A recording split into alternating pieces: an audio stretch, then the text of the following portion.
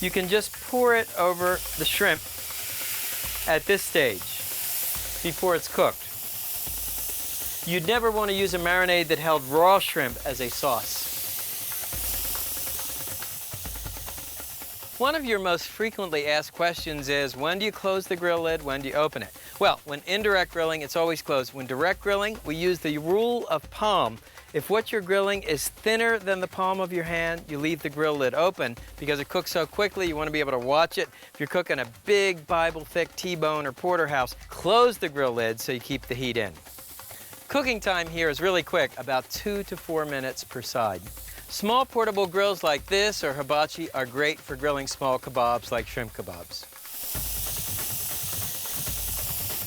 What's happening here is you're caramelizing the meat proteins in the shrimp. So how do you know when the shrimp are cooked? Well, you can use the poke test, kind of poke the top, the shrimp will feel firm to the touch, or the squeeze test. That is, you want to squeeze the shrimp. Also, you can see the shrimp meat has gone from this sort of opaque gray to whitish pink. And to gild the lily, as it were, you can just drizzle the shrimp with a little extra virgin olive oil. These look fantastic. And there are your coconut grilled shrimp, Brazilian style. And what you can do is just put some lime wedges to finish up the shrimp. So there you have it, coconut marinated Brazilian grilled shrimp. Nice. You know, the ginger, cilantro, and coconut milk really give you this great tropical flavor. So the next time you want to grill shrimp without drying it out, marinate it in coconut milk, as they do in Brazil.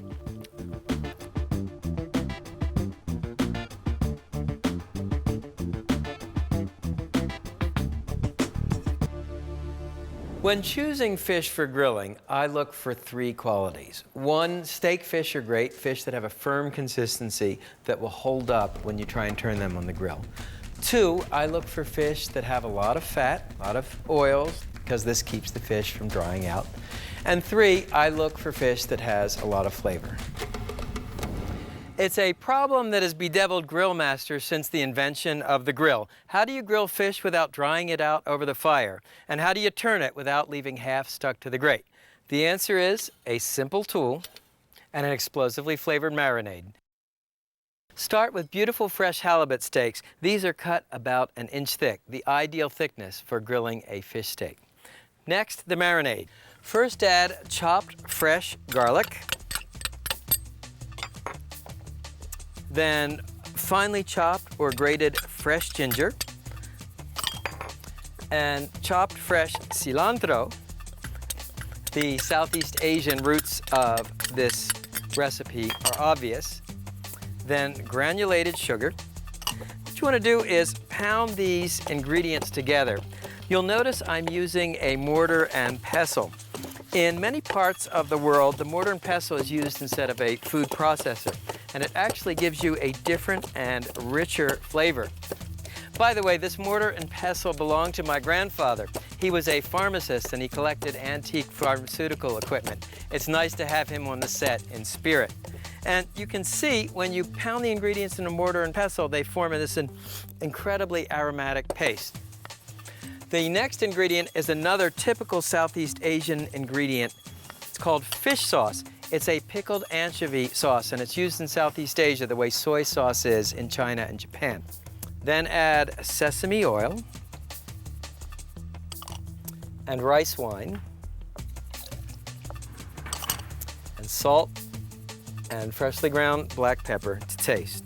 What you want to do is just sort of mix these ingredients together. So here's your marinade. Okay, so spoon the marinade over the fish.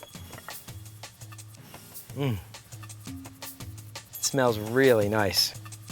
I love that combination of sweet, salty, and garlicky that they do so well in Southeast Asia. So what you want to do is coat one side and then turn the pieces over.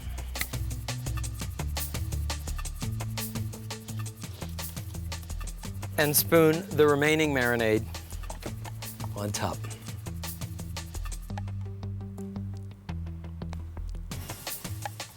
Marinating time for the fish, 1 to 2 hours in the refrigerator.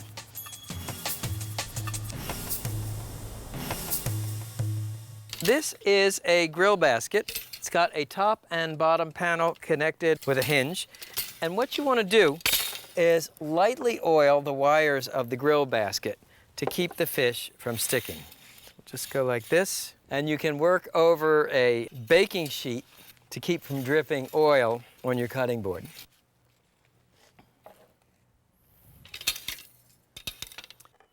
So take your marinated halibut and arrange it in the grill basket. Of course, you can prepare this recipe with other fish. It would be really delicious with swordfish. And bring the top part of the basket over, and you fasten the two halves together by sliding down this metal clip. To accompany the fish, a grilled vegetable side dish with a nautical theme, asparagus rafts. It starts with a quick basting sauce, finely chopped garlic, and soy sauce, sesame oil, and black pepper. Whisk these ingredients together just to mix. Now, to make the asparagus raft, I'm going to start with thick asparagus stalks. Cut the end off, and you want all these stalks to be the same length.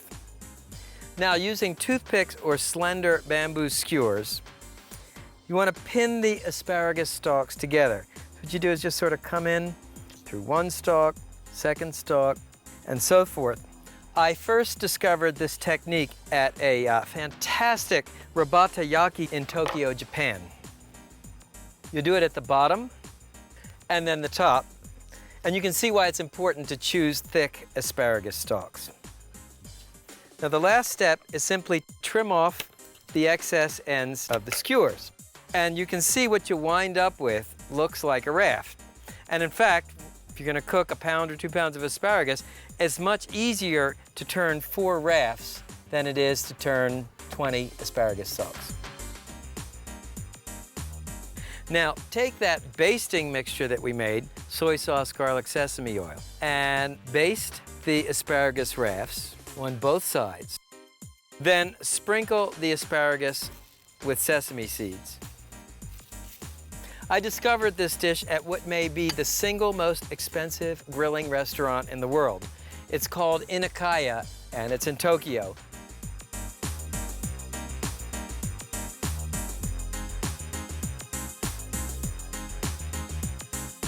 You have your asparagus, you have your fish. Let me go show you the grill. I've set up the grill for direct grilling, preheated to screaming hot. Now, the fish goes on first because it takes a little longer to cook. And simply place it on the grate in its basket. And the asparagus rafts go on next. And once the asparagus stalks are browned on one side, turn them over. The sesame seeds will toast by the heat of the fire.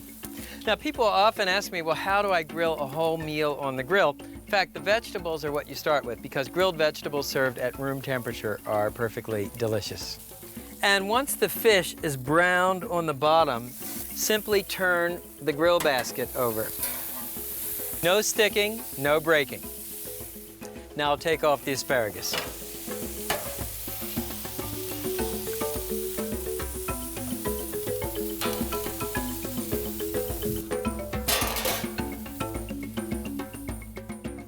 And I like to serve them with the toothpicks in place, but of course, you want to warn your guests not to eat the toothpicks.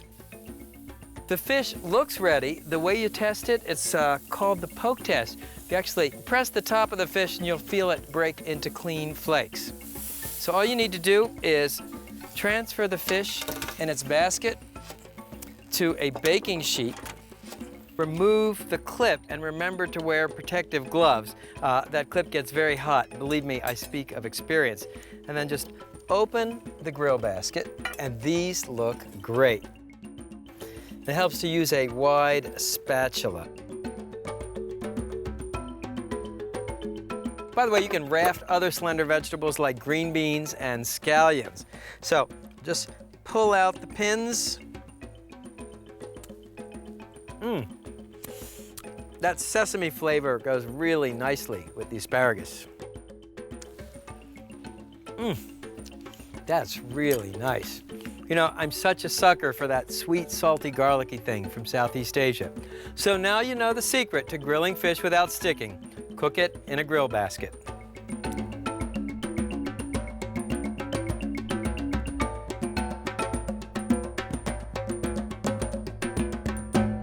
This snapper grilled in banana leaf dish is inspired by a traditional Yucatan barbecue called tican chic.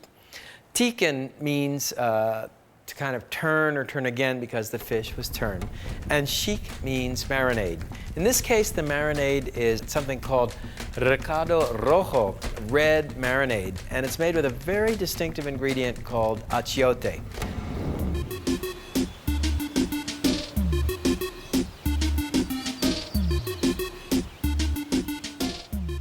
Long before there were grills and rotisseries, our ancestors wrapped foods in leaves and roasted them directly in the fire. The practice still survives in the Yucatan, inspiration for our next dish, tican chic. The banana leaf keeps the fish moist and adds a unique herbaceous flavor. This is really cool, so watch closely. The marinade starts with a staple of Yucatecan cooking. It's a spice paste called achiote. It's made with annatto seed, the same seed that gives cheddar cheese its orange color.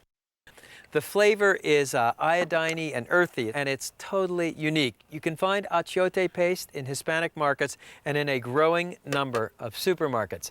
Next, add fire-roasted garlic and fire-roasted onion, then cinnamon, cloves, and allspice berries.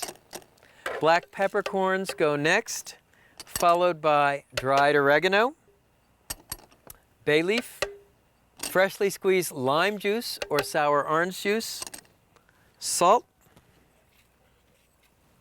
and finally a little water. Puree these ingredients in a food processor to a loose paste. Of course, in the old days, the ingredients would have been pounded together in a molcajete, a lava stone, mortar, and pestle.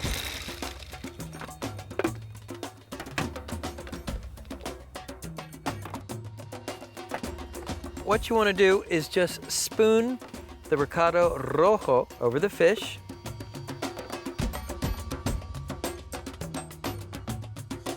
And then spread it over the top of the fish, and if there's any extra, you can put a little on the bottom. It's hard to describe the exact flavor of recado rojo, this red spice paste. It's earthy, it's aromatic, you've got onion, garlic, the spices. It's sort of sweet and salty. It's really almost a microcosm of flavor. Once the fish has been coated with the spice paste, marinate it in the refrigerator for 1 to 2 hours.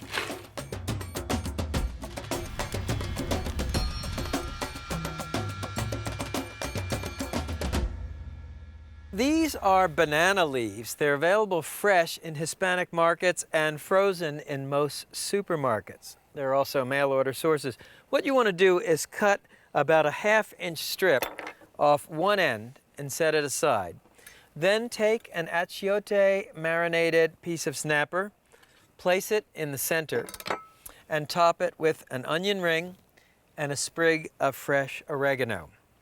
Fold the top of the banana leaf over, and then fold in one side and the other side. It's almost like making a blintz. Then just fold the top over and use this extra strip of banana leaf to tie the package to seal it. Just like that. Here are your tican chic packages ready for grilling. By the way, tican chic comes from the Mayan words. Tican means to turn, chic means to marinate. So, turned, marinated fish. Let me show you the grill. I'll grill the tican chic on a Kamado cooker. This is also called a ceramic cooker. It's a charcoal grill. I've lit charcoals at a nice 2-inch bed at the bottom. You want to preheat the grill to high and then do a quick brush of the grill grate, dip a folded paper towel in oil to oil the grate. Normally you don't need to brush in oil when you're grilling in a leaf, but you can never be too sure.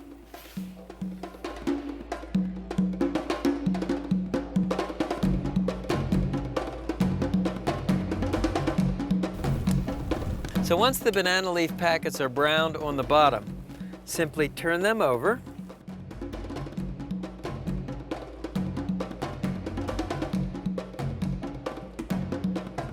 Well, the teak and cheek look ready. You can see the banana leaves are well browned on both sides. But to be sure, what you can do is insert a metal skewer in the center of the fish.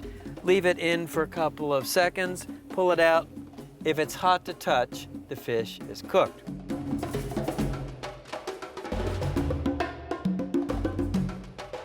Here are our teak and cheek snapper in banana leaf bundles. And to serve, all you do is snip this strip of banana leaf, and you can open these guys up. And that smells sensational. What's nice is the way the onion and the oregano give you an extra little kick of flavor. That is really good. You know, what's interesting is as the banana leaf burns, it almost smokes the fish. So that concludes our round-the-world tour of Fish on the Grill. Brazilian coconut shrimp, garlic sesame halibut, snapper grilled in banana leaves in the style of the Yucatan. It's fish over fire at Primal Grill.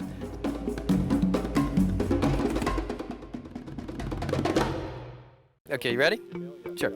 It's the Singus. So there you have it. Oh, shoot. But to tell for sure, what you want to do is insert. I'm sorry. No, I'm sorry, that was very fake.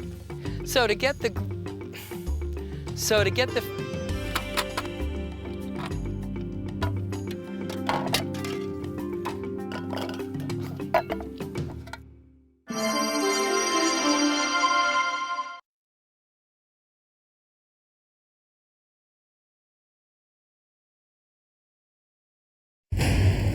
Coffee-crusted brisket, so tender it cuts with a fork. Hellfire T-bone steaks, guaranteed to make you sit up and take notice. And smoke-roasted free-range chicken, health food hot off the grill.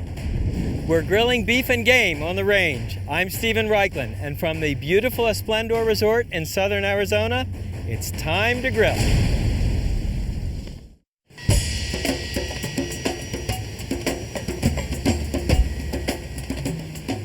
Grilling brings out the cowboy in all of us. After all, smoked brisket originated in Texas cattle country, and barbecue was brought to Missouri along the Chisholm Trail. Today's show is designed to make you at home on the range, or at least at home with the smoked and grilled foods of the range. Hellfire T-bone, coffee-crusted brisket, and a free-range chicken grilled with herb butter under the skin. On the Range evokes the great sense of openness and expanse of the American West. This is where cattle were raised and herded. This is where Texas barbecue was born, such iconic dishes as Texas brisket. To me, it sort of evokes the grand spirit of American barbecue. If I had $1 for everyone who wrote in with a brisket problem, I could, well, if not retire, certainly buy myself a big new smoker. Brisket is the Mount Everest of barbecue. Smoke it low and slow for the right amount of time, and you feel like you're on top of the world. Rush the process or overcook the brisket, and you wind up with a mouthful of shoe leather. Today, I'm going to show you how to nail the perfect brisket for your family or for a crowd. Brisket is a fibrous flat muscle from the chest of the steer. This is a whole brisket, sometimes it's called a packer brisket, and it consists of 3 parts. The deckle, this fatty but very tasty portion on top, a flat, which is located underneath this cap of fat, and finally the point, which is located at the end. This is a trimmed brisket flat. It's what you're likely to find in the supermarket. There are two schools of thought about trimming brisket. I adhere to the less is more school. That is, I trim off very little fat, leave most of it on the brisket. The idea is, as the brisket cooks, the melting fat will baste the meat and keep it moist.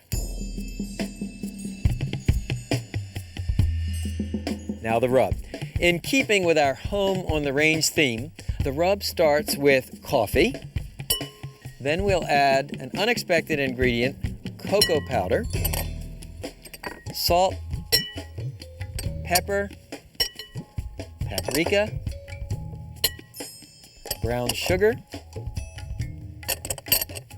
ground coriander, ground cumin, onion powder, and garlic powder. And I like to mix the ingredients for the rub with my fingers. That way you can break up any lumps that may be in the brown sugar. What's the deal with the coffee and cocoa? Well, they have a pleasantly earthy, bitter flavor that goes really nicely with the meat. Now, apply the rub. What you do is you just sprinkle it on top of the brisket. Do the same thing for your brisket flat, and that is apply the rub and rub it into the meat. When you smoke a lean brisket flat, I like to place it in a foil pan. That protects the bottom of the meat from the direct heat. And another way you can keep it from drying out is to drape the top with strips of bacon. Of course, this adds an extra layer of flavor. You can cook the brisket right away. If you cure it overnight with the seasonings, the flavor will be all that much richer. Let me show you the smoker. This is called a horizontal barrel smoker. It originated in Texas and Oklahoma. It's the home-size version of the big rigs the pros use on the professional barbecue circuit. Consists of two parts. This is the cooking chamber. And back here, this is the firebox. This is where the heat is actually generated. What you do is light a couple of chimneys of charcoal.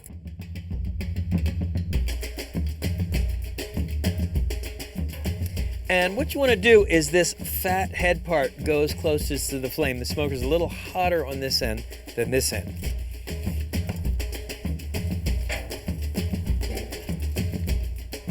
And I'll put on the smaller brisket as well. So this one will be ready in about 5 hours. We'll have it for lunch. This one, about 12 hours, we'll have it for dinner. Close the smoke chamber. And the last step is to add the wood chunks. They've been soaked in water for about an hour so that they smolder rather than burn. What you want to do is add about 2 or 3 wood chunks every hour. Place them on the coals. Now let me show you the mop sauce. A mop sauce is a bit different than a barbecue sauce. First of all, it's thin. Second of all, it contains little or no sugar. Starts with dry red wine, then orange juice, balsamic vinegar, coffee to reinforce the coffee that was in our brisket rub, Worcestershire sauce, salt, freshly ground black pepper, and your favorite hot sauce. Whisk the ingredients together until the salt crystals dissolve.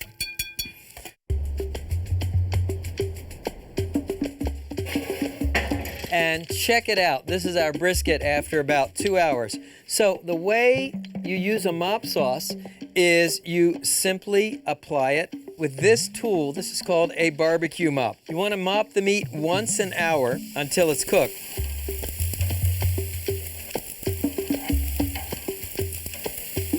We'll continue cooking the briskets.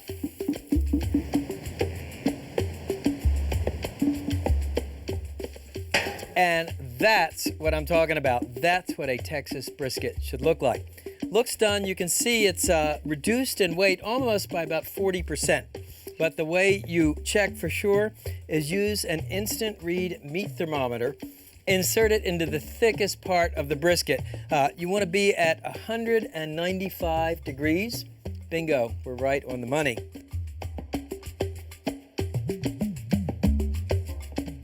Lift this bad boy to the cutting board. You never want to cut into brisket or any large roast right away. You want to let it rest for about 10 or 15 minutes. The meat will relax. It will taste much juicier. So just tent the brisket with aluminum foil to keep it warm.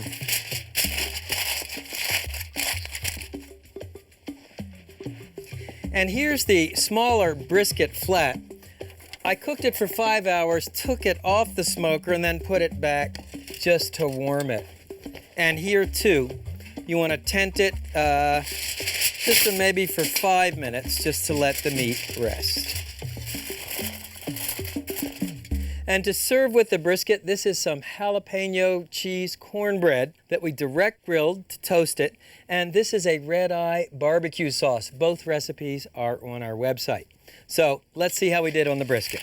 Once the brisket has rested, all you need to do is carve it. Remember, the grain runs this way on the brisket, so you want to carve it across the grain.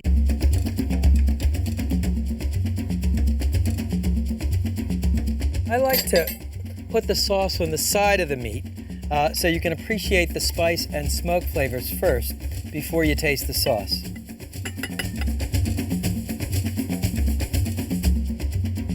Let's see how we did.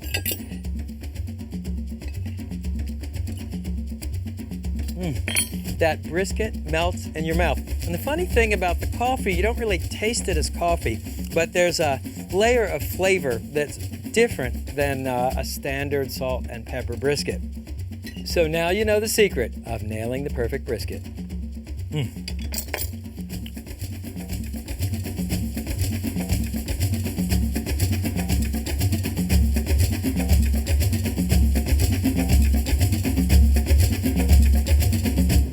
I created these very quick T-bones, seasoned with hot sauce and mustard, but they can be made from start to finish, literally a couple of minutes. If you like hot and spicy food, these are a killer. There are 3 things every aspiring grill master should know how to do: smoke a brisket, roast a chicken, and grill a steak. The latter isn't complicated, but you do need to know a little about anatomy and physics. Here's a steak that's guaranteed to make you sit up and take notice. I call it a Hellfire T-bone. The first step is to pick an intrinsically tender steak, like a New York strip or a filet mignon. There happens to be a cut that includes both, the mighty T-bone. Now, this is your New York strip. This is your filet mignon, connected by a T-shaped bone. Steaks are graded into prime and choice, and the grading refers to the amount of marbling. These are prime steaks. If you take a look here, you can see these wonderful thick veins of fat. Remember, folks, in the world of grilling, fat equals flavor. First step is to season the steaks with coarse salt and pepper.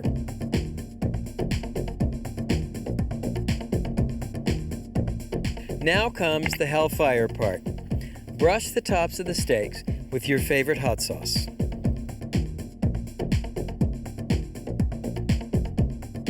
Then sprinkle each steak with mustard powder.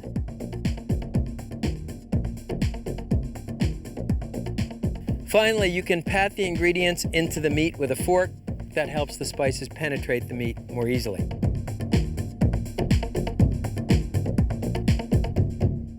Now let me show you the compound butter.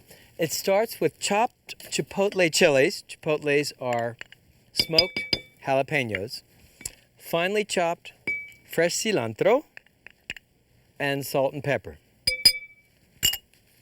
Cream these ingredients together with a wooden spoon until blended. Then what you want to do is transfer the butter onto parchment paper. Roll it up into sort of what resembles a Tootsie Roll. Just like that, roll it into a cylinder, and then you twist the ends. What you're going to do is freeze this compound butter and then cut off slices, put them on top of the steaks. That's another secret to making a great steak, to anoint it with some sort of fat, butter or olive oil. With our Hellfire T-bones, how about a vegetable? Jalapeno poppers. So what you do to make a jalapeno popper is you cut the top off the jalapeno, and then using a paring knife, you take out the pith and seeds. The seeds are the hottest part of the jalapeno. That's not why I'm discarding them. I'm discarding them to make room for the filling. You start with a sliver of pepper jack cheese, a sliver of smoked ham, and finally a piece of cream cheese.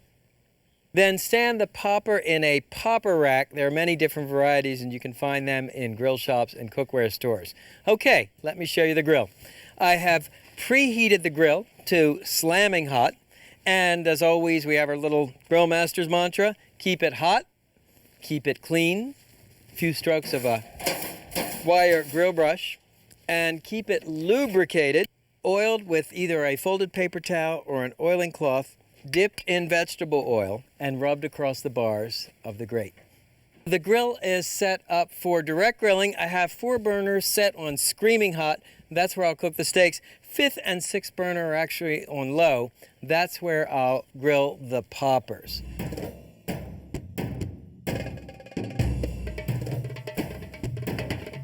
You want to arrange the steaks on the hot oiled grill grate. Grilling time, it's about 4 to 6 minutes per side for medium rare for each steak. After 2 minutes, give each steak a quarter turn.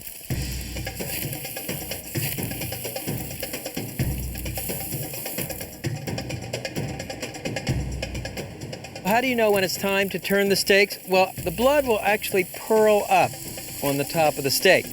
Once you see it, turn each steak over. And look at those killer grill marks. All right, and let's see where we are here. You can see gently yielding, so we are done.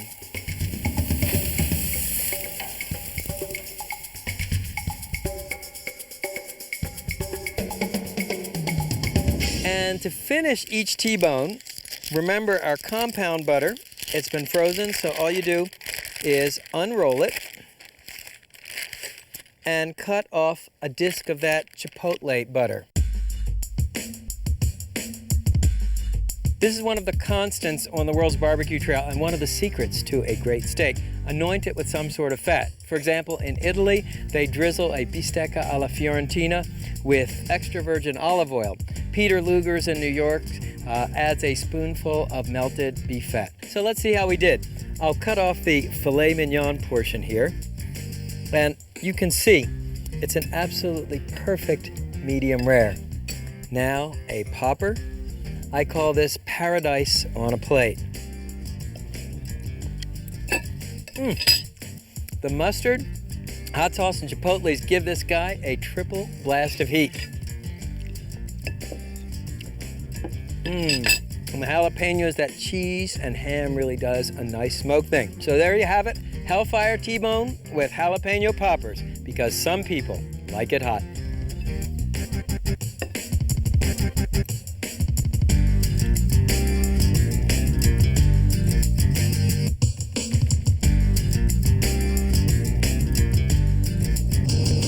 Free-range chickens are chickens that are not cooped up in a tiny cage in a factory. They're allowed to walk around, peck in the grass, and they're just healthier, meatier, more flavorful chickens. You know, I'm always amazed how much tastier chickens are when they're raised on the farm, not in a factory. Here's a free-range chicken with a stuffing that might surprise you. What makes this chicken so supernaturally succulent is that it's stuffed with garlic herb butter under the skin. The first step is to tunnel your finger under the skin and loosen it from the breast. Start with one finger then work in 2 fingers and eventually your whole hand. The idea is you want to loosen the skin from the meat without tearing it. Now, once you've loosened the skin from the breast, slide your finger under and loosen the skin from the thigh.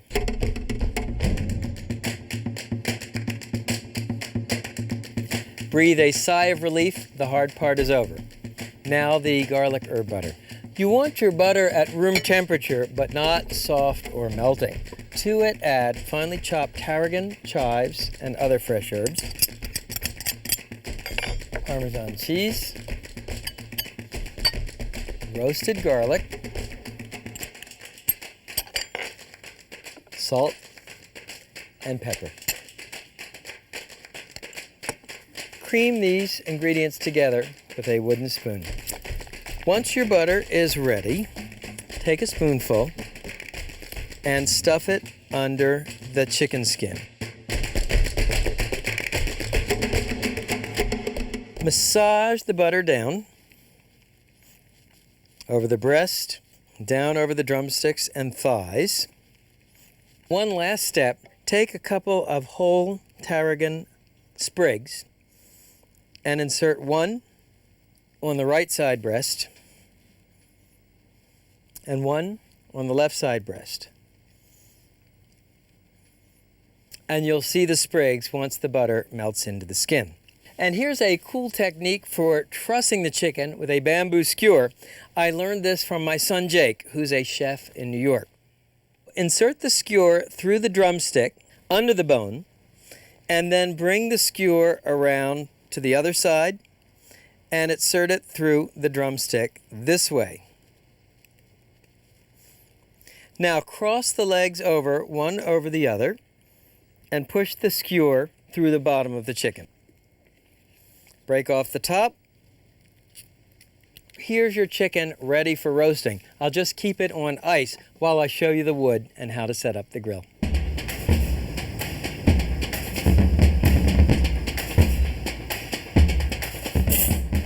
Okay, I've set up the grill for classic indirect grilling. Coals raked into mounds or placed in the side baskets on the side, drip pan in the center. Now, one cool thing to do is you can pour some red wine in the drip pan, and as this steams, it will flavor the chicken. Then simply replace the grate.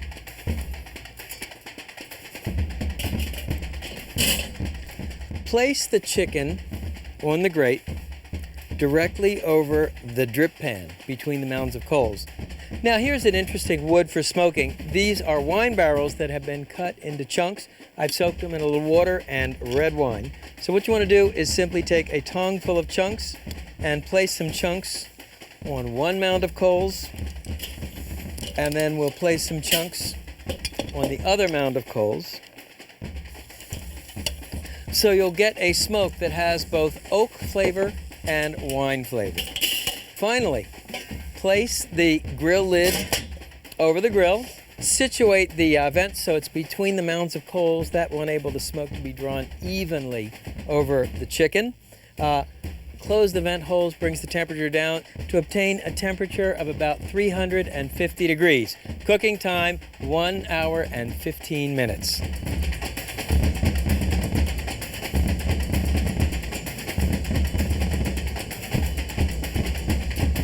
Okay, so the chicken should be done. And check it out. It looks beautiful. Looks done to me. 3 tests. Number 1, you can wiggle the drumstick easily. Number 2, you could prick the thigh and the juices will run clear. But the safest, most predictable way is to use your instant read meat thermometer. Insert it into the deepest part of the thigh but not touching the bone. You're looking for 165 degrees. Right on the money. Transfer the chicken to a platter, and I've lined this platter with tarragon leaves, which will reinforce the flavor. And then what you want to do is remember to pull out the trussing skewer, and you never serve a chicken or a roast hot off the grill. You always want to tent it with aluminum foil for a few minutes to let the meat rest. That way it will be juicier.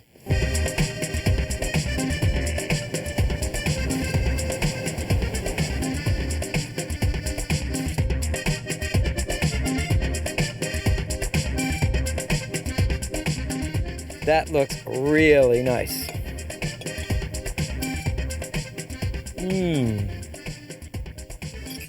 You know, when you put the butter, the garlic, the herbs under the skin, they really penetrate the meat. So there you have it. Coffee crusted brisket, Hellfire T-bones with jalapeno poppers, free-range chicken with garlic and herbs under the skin. So now I hope you're at home on the range and on the grill. See you next time.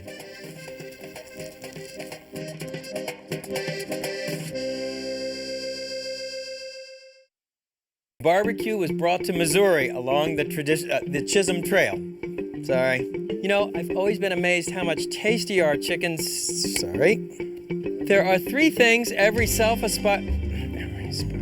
The latter isn't complicated, but you do need to know a little about anatomy and physics. So there you have it. Coffee... Sorry. I took too big a bite. Are you in?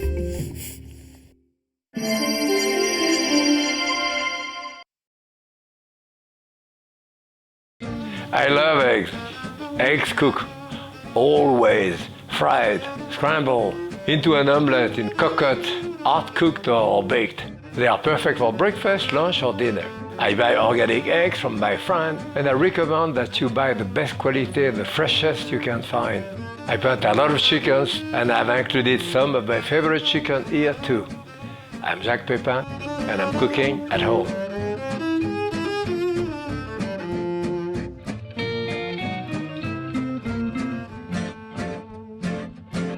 There is nothing as simple and as good as just a fried egg. There is a way of doing it. I mean, my way of doing it, not everyone's way, but mine. So, a tablespoon of butter in there, 2 eggs. Always break the eggs on something flat like this, up to open your egg.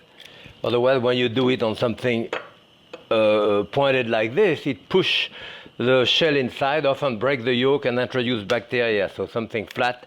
This way. Okay. So the idea here is to do it at relatively low temperature, which is not exactly what you do in a cafeteria, because cooking it at low temperature will give you an egg with very tender egg white. And that was the idea when I was a kid. You were taught how to do it, so it was very tender, the white, no crustiness around, and cooking slowly this way. So it's very tender. So just melt the butter and a couple of eggs will go in there. A dash of salt on top of it. The rest of the seasoning will come later. And here, now I'm going to reduce the heat to very low. And I want to cover it. I want to glaze the top of the egg. What we call off miroir, a mirror, you know, it glass on top. Sometimes to help a little bit on that, what I do, I put like a teaspoon of water around. Not much, but that, with the lid on tip, that creates a steam, a little bit of steam, and it will glaze the top. And that will take about 2 minutes. It's about ready, of course. I like my eggs, you know, runny in the center. Of course, you can leave them longer if you don't want to have them ready. But as you can see here, the whole top is glazed. Now, and it cooked very gently. Whoop, this way. And that will go onto my plate. This way. I like to put cracked paper on top here. Again, question of taste, maybe a few chives too. And here is the way I like my eggs. So you can see here that that thing is still very runny. This is thick, but that egg white here is going to be very, very tender and soft. And the center here will be this way, just the way I like it. It's my way of doing it. Try that one. Happy cooking.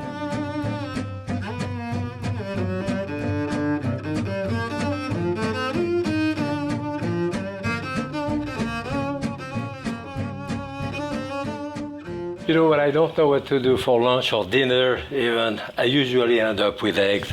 And I wanted to show you here how to make a kind of country omelette. Very easy to do, very inexpensive and always great to eat.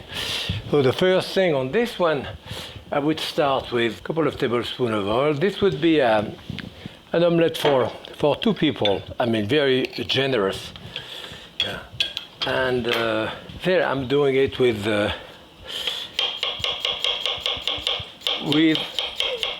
potato. Here I have a medium potato,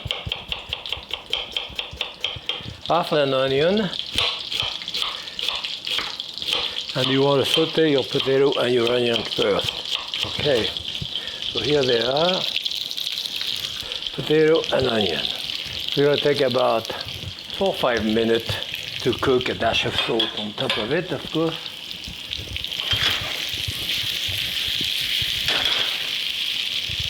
I may even cover them and cook them gently. Then in there I'm going to put 4 eggs. Always break your eggs flat like this.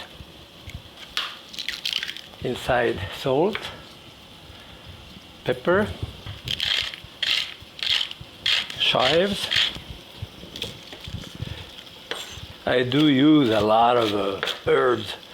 I mean chive parsley, and one of the reasons is that I have a garden and it's plentiful, and at that time of the year I always use it. When you have to pay a small fortune for the little bunch of it, I use it less. See how my potatoes are doing here. They're starting to brown. Make sure when you beat your egg like this that you just don't go in the center like this, because it's like a wet mop. Go from one side to the other to really break the white.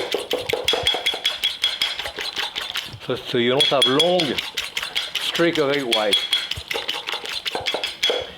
And here I'm putting about 1/3 of a cup of Gruyere cheese, or mozzarella, or jack cheese, any cheese, or no cheese at all if you decide. What we're going to do is cover the omelette with a tomato. So I'm going to cut a plum tomato here, about 5-6 slices of tomato. That should cover. Let's see. Yeah, the potatoes are cooked now. So you want to go on. This is a small pan, a 7-inch total pan, and for an omelette for 2, it's great. I'm going to finish that omelette under the broiler.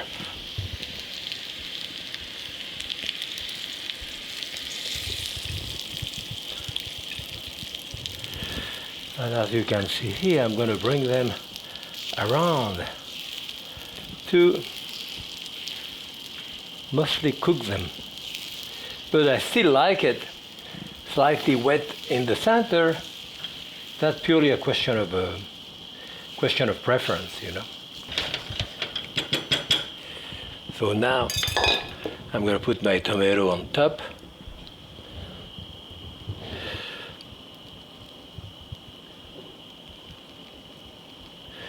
And basically, yeah, 1 tomato should cover about the whole thing. Maybe a dash of salt on top. And a little bit of oil too. And then I'm going to put that under the broiler. I have my omelette now underneath, as you can see, so that I could unmold it, or make it slide.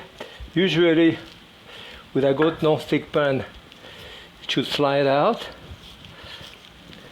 You can put a little bit of oil around on the edge.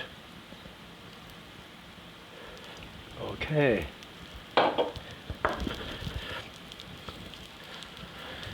Yep. I could unmold it this way, or as I said, if you want it the other way, it should slide around this way. If you like that look better. So Here you cut that omelette. As you can see, that omelette will still be a little wet inside, and that's how I like it, especially how Gloria likes it. So this is the country omelette. Makes a beautiful little light dinner with a salad. It's terrific. Hope you make it. Happy cooking.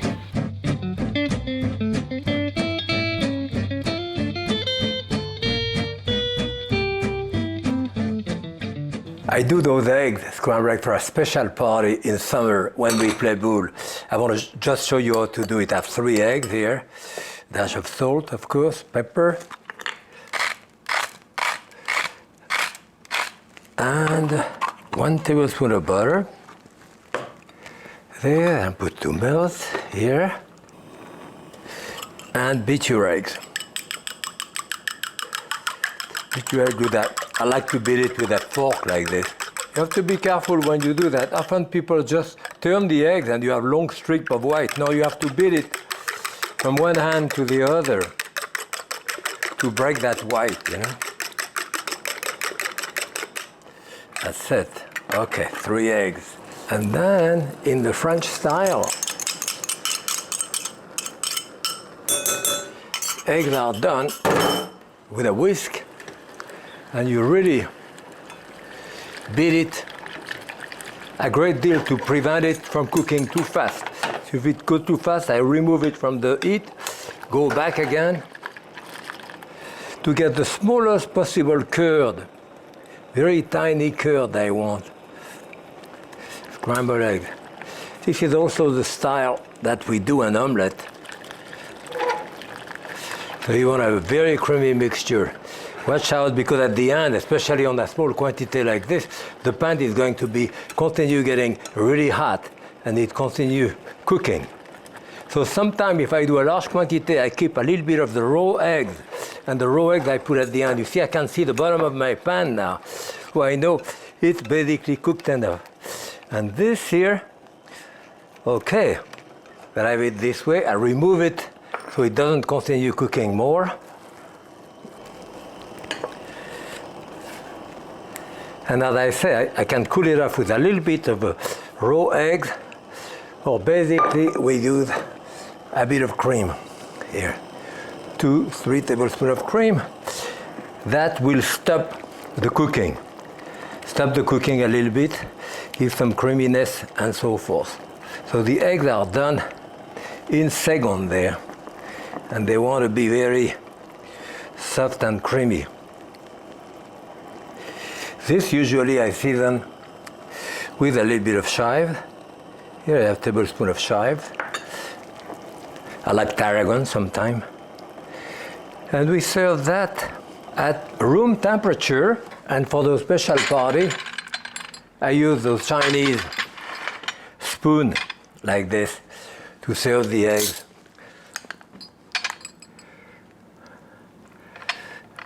Like that in this.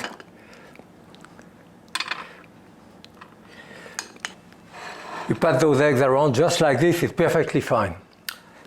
1 degree even better, a little bit of that truffle oil, white truffle oil, like 1 or 2 drops on each, is going to give it really a very special taste. I mean, 4 or 5 drops in each. This would be the second one, and of course, for the ultimate, you may want to put a little bit of caviar on top.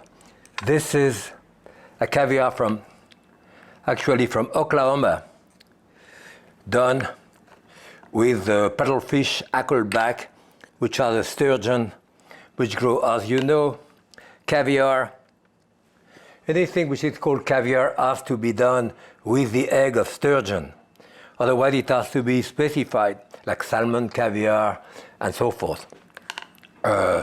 But for that, that's another way of presenting it, which is of course the ultimate, with the truffle oil and the caviar. Very elegant. Serve that to your guests. I think they'll be very happy. Happy cooking.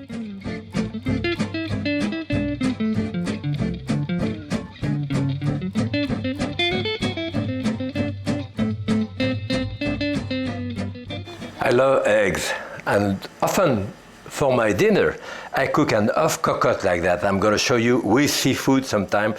When I peel the shrimp, those shrimp, make sure that very often you get the end of it, and very often I press the bottom like this to pull it out so that I get the tail also here, you know.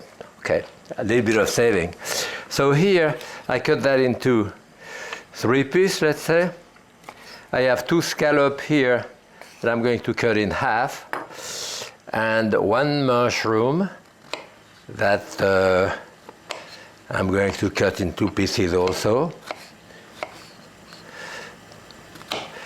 Okay. And all of that, I'm going to bring that to a boil into a skillet like this with a little bit of cream. Okay, just to make it set. Okay, I have a couple of scallions here. Give me a bit of taste and color. Okay, dash of salt there. I'm going to put a dash of, the hot sauce here. A couple of drop if it comes out. Yeah, here it is. And like a quarter of a cup, 4 tablespoons of cream, which is basically what I have here.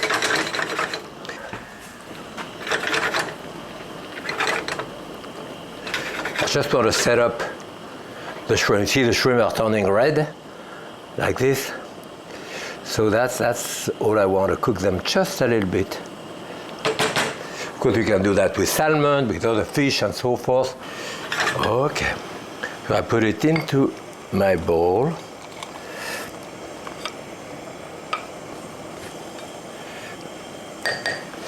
Okay, and my eggs on top. 1, 2, and basically that's it. You don't even have to put salt on top of it. A double boiler. Your pan has to be high enough so the cover can go on top, and there is enough of the steam to come and cook the top here. That will take like 5 minutes. 5-6 minutes, depending how you like it. I like the egg white to be set, but the yolk to be pretty runny. And that's about it. Let me check it out. Yeah, it's a question of taste too. Some people like their eggs much more cooked than others. And you will see this one. And of course, there is a mixture of cream and, let me see there. Whoop, it's hot. Usually I put herb on top of this. Of course, in that case here, went into my garden and I asked some chervil. That would be one of my favorite herbs to put on top like that. But what I wanted to show you is that when you eat that, the yolk is going to be, the white is set up. You see the white, this is the egg white is set up. The yolk, however, as you can see here, the yolk is running like that. And of course you have all of the seafood underneath. It's a delightful dish, and I'm sure you're going to enjoy it. Happy cooking.